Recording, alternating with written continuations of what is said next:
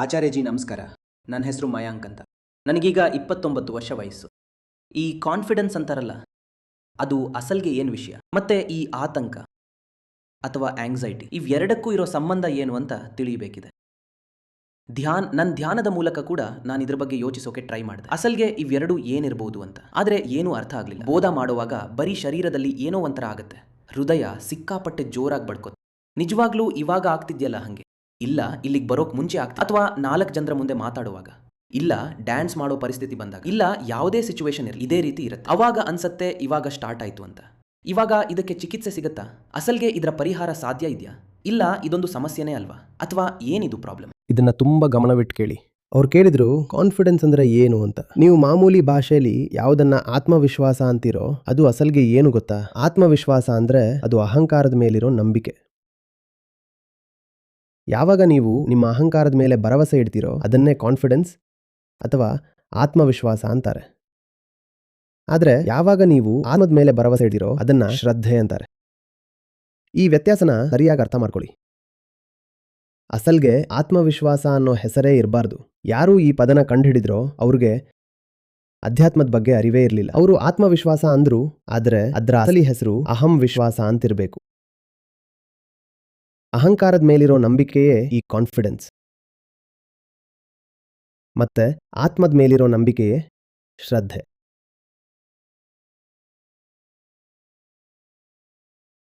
ಇವಾಗ ಈ ಅಹಂಕಾರದ ಮೇಲೆ ನಂಬಿಕೆ ಇಡೋರು ಯಾರು? ಅದೇ ಅಹಂಕಾರನೇ. ಅದು ತನ್ನ ಆಟ ಆಡ್ತಿದೆ.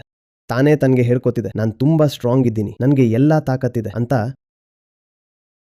ಪೂರ್ತಿ ಬಲೂನ್ ತರ ಉಬ್ಬಿ ಕೂತಿದೆ. ಆದರೆ ತನ್ನ ಅಸಲಿ ಯೋಗ್ಯತೆ ಏನು ಅನ್ನೋದು ಅದಕ್ಕೆ ಚೆನ್ನಾಗಿ ಗೊತ್ತು. ಅದಕ್ಕೆ ಈ ಕಾನ್ಫಿಡೆನ್ಸ್ ತುಂಬ ಬೇಗ ಪಂಚರ್ ಆಗಿಬಿಡುತ್ತೆ. ಕಾನ್ಫಿಡೆನ್ಸ್ ಹಿಂದಗಡೆ ಯಾವಾಗಲೂ ಒಂದು ಭಯ ಇದ್ದೇ ಇರುತ್ತೆ. ಅದಕ್ಕೆ ಕಾನ್ಫಿಡೆನ್ಸ್ನಲ್ಲಿ ಒಂಥರ ಹಠ ಇರುತ್ತೆ, ಆದರೆ ಶ್ರದ್ಧೆಯಲ್ಲಿ ಒಂದು ಸಹಜತೆ ಇರುತ್ತೆ. ನೀವು ಗಮನಿಸಿ ನೋಡಿ, ನಿಮಗೆ ಈ ಕಾನ್ಫಿಡೆನ್ಸ್ ಅವಶ್ಯಕತೆ ಇರೋದೇ ಆ ಭಯ ಇರೋ ಜಾಗಗಳಲ್ಲಿ ಅಷ್ಟೆ. ಎಲ್ಲಿ ಭಯ ಇದೆಯೋ ಅಲ್ಲಿ ಕಾನ್ಫಿಡೆನ್ಸ್ ಬೇಕು ಅಂತೀರಾ? ಹಂಗಿರೋವಾಗ ಹೆದರ್ತಿರೋರು ಯಾರು? ಆತ್ಮಕ್ಕೆ ಭಯ ಆಗತ್ತಾ? ನಾನಂದೆ, ಎಲ್ಲಿ ಭಯ ಇದೆಯೋ ಅಲ್ಲೇ ನೀವು ಕಾನ್ಫಿಡೆನ್ಸ್ ಕೇಳ್ತೀರಲ್ವಾ? ಹೆದರ್ತಿರೋರು ಯಾರು? ಇಲ್ಲ, ಹೆದರ್ತಿರೋದು ಅಹಂಕಾರ. ಅದಕ್ಕೆ ಕಾನ್ಫಿಡೆನ್ಸ್ ಅನ್ನೋದು ಈ ಅಹಂಕಾರದ ಒಂದು ಸ್ಥಿತಿ ಅಷ್ಟೆ. ಕಾನ್ಫಿಡೆನ್ಸ್ ಮತ್ತೆ ಈ ಅನುಮಾನ ಇವೆರಡೂ ಅಹಂಕಾರದ ರೂಪಗಳೇ. ಆತ್ಮವಿಶ್ವಾಸ ಮತ್ತೆ ಆತ್ಮ ಸಂಶಯ, ಕಾನ್ಫಿಡೆನ್ಸ್ ಮತ್ತೆ ಡಿಫಿಡೆನ್ಸ್ ಇವೆರಡೂ ಅಹಂಕಾರದ ಸ್ಥಿತಿಗಳೇ. ಮತ್ತೆ ಇವೆರಡೂ ಜೊತೆ ಜೊತೆಗೆ ಸಾಕ್ತವೆ.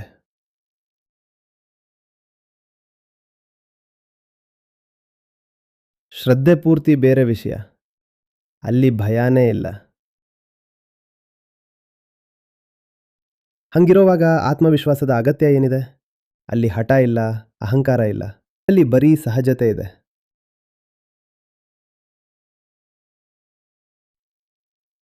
ಕಾಲೇಜ್ ಹುಡುಗರಿಗೆ ನಾನು ಹಿಂಗೆ ಹೇಳ್ತಿದ್ದೆ. ನಾನಂತಿದ್ದೆ, ಕೆಲಸಕ್ಕೆ ಇಂಟರ್ವ್ಯೂ ಕೊಡೋಕ್ಕೆ ಹೋದಾಗ ಹೇಳ್ತೀರಾ ಅಲ್ವಾ, ಸರ್ ನನಗೆ ಕಾನ್ಫಿಡೆನ್ಸ್ ಬೇಕು ಅಂತ. ಅವರಿಗೆ ಕೆಲಸದ ಇಂಟರ್ವ್ಯೂ ಇದ್ದಾಗ ಬಂದು ಕೇಳ್ತಿದ್ರು, ತುಂಬ ಭಯ ಆಗ್ತಿದೆ, ಕಾನ್ಫಿಡೆನ್ಸ್ ಹೇಗಿರಬೇಕು ಅಂತ ತಿಳಿಸಿ ಅಂತ.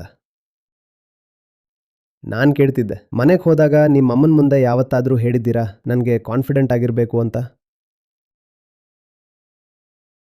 ಯಾಕಂದರೆ ಅಲ್ಲಿ ನಿಮಗೆ ಭಯ ಆಗಲ್ಲ. ಎಲ್ಲಿ ನೀವು ಕಾನ್ಫಿಡೆಂಟ್ ಆಗಿದ್ದೀರೋ ತಿಳ್ಕೊಳ್ಳಿ, ಅಲ್ಲಿ ನೀವು ಹೆದರಿದ್ದೀರಾ ಅಂತಾನೆ ಅರ್ಥ. ಅದಕ್ಕೆ ಫ್ರೆಂಡ್ಸ್ ಮುಂದೆ ಯಾರು ಕಾನ್ಫಿಡೆನ್ಸ್ ಕೇಳ್ತಾರೆ? ಯಾವತ್ತಾದರೂ ಕೇಳಿದ್ದೀರಾ, ಆಚಾರ್ಯಜಿ ಫ್ರೆಂಡ್ಸ್ ಮುಂದೆ ಆತ್ಮವಿಶ್ವಾಸದಿಂದ ಇರೋಕೆ ಯಾವುದಾದ್ರೂ ದಾರಿ ತೋರಿಸಿ ಅಂತ? ಇಲ್ಲ. ಆದರೆ ಶತ್ರುಗಳ ಮುಂದೆ ಇರೋಕೆ ಆ ರೀತಿ ಕೇಳ್ತೀರಾ, ಏನಾದರೂ ದಾರಿ ಹೇಳಿ ಕಾನ್ಫಿಡೆನ್ಸ್ಗೆ ಅಂತ. ಅಂದರೆ ಆತ್ಮವಿಶ್ವಾಸದ ನೇರ ಸಂಬಂಧ ಇರೋದೇ ಭಯದ ಜೊತೆ. ಯಾರು ಹೆದರ್ತಾರೋ ಅವ್ರಿಗೆ ಕಾನ್ಫಿಡೆನ್ಸ್ ಬೇಕು. ಈ ಆತ್ಮವಿಶ್ವಾಸ ಭಯನ ಪೂರ್ತಿ ಹೋಗಲಾಡಿಸಿದ್ರೆ ಚೆನ್ನಾಗಿರ್ತಿತ್ತು, ಆದರೆ ಅದಕ್ಕೆ ಅದು ಸಾಧ್ಯವಿಲ್ಲ. ಆತ್ಮವಿಶ್ವಾಸ ಬರೀ ಭಯದ ಮೇಲೆ ಒಂದು ಪರ್ದೆ ಅಷ್ಟೆ. ಭಯ ಅಲ್ಲೇ ಇರುತ್ತೆ, ಆತ್ಮವಿಶ್ವಾಸ ಅದರ ಮೇಲೆ ಒಂದು ಮುಖವಾಡ ಅಷ್ಟೆ. ಯಾಕಂದರೆ ಆತ್ಮವಿಶ್ವಾಸ ಭಯನ ತೆಗೆಯೋದೇ ಇಲ್ಲ, ಅದು ಭಯದ ಇನ್ನೊಂದು ಮುಖವಷ್ಟೆ. ಹೆಂಗೆ ತೆಗಿತಿದೆ ಭಯನ? ಆತ್ಮವಿಶ್ವಾಸ ಭಯನ ತೆಗೆಯಲ್ಲ, ಅದು ಬರೀ ಆ ಭಯಕ್ಕೆ ಬಣ್ಣ ಹಚ್ಚತ್ತೆ ಅಷ್ಟೆ. ಆಮೇಲೆ ನೀವು ಹೇಳ್ತೀರಾ, ಈಗ ನಾನು ಕಾನ್ಫಿಡೆಂಟ್ ಅಂತ. ಇದು ತನ್ನನ್ನು ನಾನು ಉಳಿಸ್ಕೊಳ್ಳೋಕೆ ಅಹಂಕಾರ ಮಾಡೋ ಒಂದು ಪ್ಲಾನ್ ಅಷ್ಟೆ. ಪಾಪ ಅದ್ರ ಸ್ಥಿತಿನೇ ವಿಚಿತ್ರ. ಪ್ರತಿ ಕ್ಷಣ ಏನಾದರೂ ಒಂದು ದಾರಿ ಹುಡುಕ್ತಾನೆ ಇರುತ್ತೆ ನೋಡಿ. ಅಹಂಕಾರ ಇದೆ ಅಂದಮೇಲೆ ಅದಕ್ಕೆ ಶಿಕ್ಷೆ ಸಿಗ್ತಾನೇ ಇರುತ್ತೆ, ಭಯದ ಅನುಭವದ ರೂಪದಲ್ಲಿ. ಅಹಂಕಾರಕ್ಕೆ, ತನ್ನ ಅಸ್ತಿತ್ವಕ್ಕೆ ಭಯದ ಶಿಕ್ಷೆ ಸಿಗ್ತಾನೇ ಇರುತ್ತೆ. ಅಹಂಕಾರ ಅಂದಮೇಲೆ ಹೆದರಲೇಬೇಕು, ಯಾಕಂದರೆ ಅದು ತುಂಬ ಸಣ್ಣದು, ಅಸುರಕ್ಷಿತವಾಗಿರೋದು. ಆದರೆ ಮಾತು ಮಾತ್ರ ದೊಡ್ಡದು. ಅದಕ್ಕೆ ಗೊತ್ತು ತಾನು ಪೊಳ್ಳು ಅಂತ, ಅದಕ್ಕೆ ಹೆದರತ್ತೆ. ಇವಾಗ ಅಹಂಕಾರ ಅನ್ಸತ್ತೆ. ಒಂದು ದಾರಿ ಏನಂದರೆ, ನನ್ನ ಅಸ್ತಿತ್ವ ಅಂದರೆ ಭಯ ಅಂತ ಗೊತ್ತಾದಾಗ ಈ ಅಸ್ತಿತ್ವನೇ ಬಿಟ್ಬಿಡೋದು. ಆದರೆ ಅದರಲ್ಲಿ ಅಷ್ಟು ಪ್ರಾಮಾಣಿಕತೆ ಇಲ್ಲ. ಅದು ಕೇಳುತ್ತೆ, ಈ ಅಸ್ತಿತ್ವಕ್ಕಿರೋ ಭಯದ ಶಿಕ್ಷೆಯಿಂದ ನಾನೇನಾದರೂ ತಪ್ಪಿಸ್ಕೋಬೋದಾ ಅಂತ, ಬಚಾವಾಗ್ಬೋದಾ ಅಂತ. ನಾನು ಅಹಂಕಾರವಾಗೇ ಇರ್ತೀನಿ, ಆದರೆ ಶಿಕ್ಷೆಯಿಂದ ಬಾರಾಗ್ಬೋದಾ ಅಂತ. ಅದಕ್ಕೆ ಅಹಂಕಾರ ಒಂದು ಮತಿಹೀನ ದಾರಿ ಹುಡುಕಿದೆ. ಆ ದಾರಿಯ ಹೆಸರೇ ಕಾನ್ಫಿಡೆನ್ಸ್ ಅಥವಾ ಆತ್ಮವಿಶ್ವಾಸ. ಆತ್ಮವಿಶ್ವಾಸದಲ್ಲಿ ಅಹಂಕಾರ ಓಡಿಸದಲ್ಲಿ ಅಹಂಕಾರ ಉಳ್ಕೊಂಡಿದೆ, ಅದರ ಭಯ ಕೂಡ ಉಳ್ಕೊಂಡಿದೆ. ಬರೀ ಭಯದ ಅನುಭವ ಆಗಬಾರ್ದು ಅಂತ ಅದ್ರ ಮೇಲೆ ಬಣ್ಣ ಹಚ್ಚಲಾಗಿದೆ. ನಗುತ್ತಾ ಇರೋ ಭಯ, ಅದು ಸುಳ್ಳು ನಗು ಅಷ್ಟೆ. ಹೆದರಿದ್ದಾರೆ, ಆದರೆ ನಗೋಕೆ ಟ್ರೈ ಮಾಡ್ತಿದ್ದಾರೆ. ನಗುತ್ತಾ ಇರೋ ಭಯವೇ ಈ ಕಾನ್ಫಿಡೆನ್ಸ್.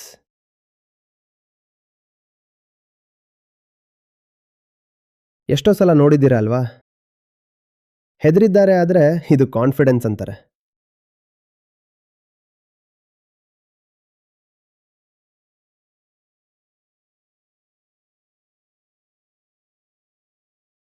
ಅಧ್ಯಾತ್ಮ ಹೇಳುತ್ತೆ, ಆ ಭಯದ ಮೇಲೆ ಬಣ್ಣ ಹಚ್ಚೋ ಅವಶ್ಯಕತೆ ಏನಿದೆ, ಭಯನೇ ತೆಗ್ರಿ ಅಲ್ವಾ. ಆದರೆ ಭಯ ಅಂದರೆ ಯಾರ ಇನ್ನೊಂದು ಹೆಸರು? ಅಹಂಕಾರದ್ದು. ಭಯ ಹೋದರೆ ಯಾರು ಹೋಗ್ಬೇಕಾಗತ್ತೆ ಜೊತೆಲಿ? ಅಹಂಕಾರ. ಅದಕ್ಕೆ ಅಹಂಕಾರ ಅನ್ನತ್ತೆ, ಬೇಡ, ಭಯ ಹಂಗೆ ಇರಲಿ, ಭಯ ಹಂಗೆ ಇರಲಿ. ನಾವು ಆ ಭಯನ ನೀಟಾಗಿ ಮಾಡೋಣ, ಅದಕ್ಕೆ ಒಳ್ಳೆ ಬಟ್ಟೆ ಹಾಕೋಣ, ಅದಕ್ಕೆ ಒಂದು ಹೊಸ ಹೆಸರು ಕೊಡೋಣ, ಭಯನ ಕಾನ್ಫಿಡೆನ್ಸ್ ಅಂತ ಕರೆಯೋಣ. ಭಯ ಹೊರಗಿದ್ರೆ ಭಯ, ಭಯ. ಅದೇ ಭಯನ ಮುಚ್ಚಿಟ್ರೆ ಅದು ಕಾನ್ಫಿಡೆನ್ಸ್.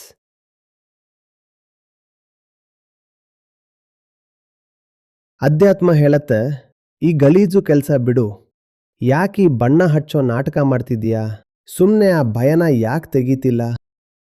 ಆಮೇಲೆ ಕೆಲವೊಮ್ಮೆ ಅಹಂಕಾರಕ್ಕೆ ವಿಷಯ ಅರ್ಥ ಆಗತ್ತೆ. ಹೇಳೋರು ಸರಿ ಇದ್ದು ಕೇಳೋ ಇಚ್ಛೆ ಇದ್ರೆ ಅದು ಅನ್ಸತ್ತೆ, ಇನ್ಮೇಲೆ ಕಾನ್ಫಿಡೆನ್ಸ್ ಅಂತ ನಾಟಕ ಮಾಡಲ್ಲ, ನಾನು ನಿರ್ಭಯತೆ ಕಡೆ ಹೋಗ್ತೀನಿ ಅಂತ. ಆತ್ಮವಿಶ್ವಾಸ ಅಲ್ಲ, ನಿರ್ಭಯತೆ. ಯಾವಾಗ ಭಯನೇ ಇರೋಲ್ವೋ ಆವಾಗ ಕಾನ್ಫಿಡೆನ್ಸ್ ಅವಶ್ಯಕತೆ ಏನಿದೆ? ಭಯ ಇದ್ದಾಗ ಧೈರ್ಯ ಬೇಕಾಗತ್ತೆ, ಆದರೆ ಭಯನೇ ಇಲ್ದಿದ್ದ ಮೇಲೆ ಧೈರ್ಯ ಯಾಕೆ, ಕಾನ್ಫಿಡೆನ್ಸ್ ಯಾಕೆ? ನಮಗೆ ಭಯನೇ ಆಗ್ತಿಲ್ಲ. ಮಾತು ಅರ್ಥ ಆಗ್ತಿದ್ಯಾ?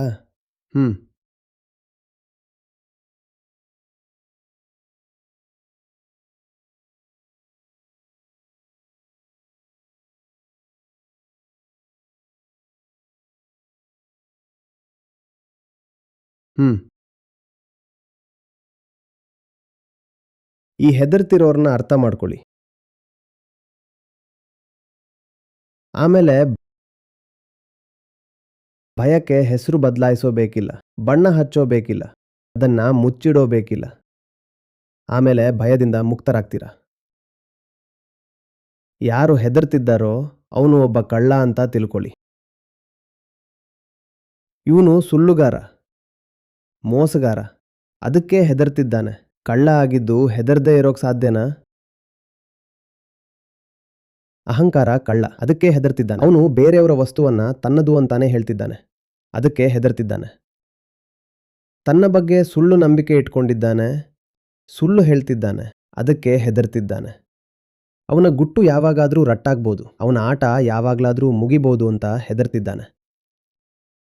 ಅಹಂಕಾರದ ಜೊತೆ ನೀವು ಎಲ್ಲಿವರೆಗೂ ಇರ್ತೀರೋ ನೀವು ಹೆದರ್ತಲೇ ಇರ್ತೀರ.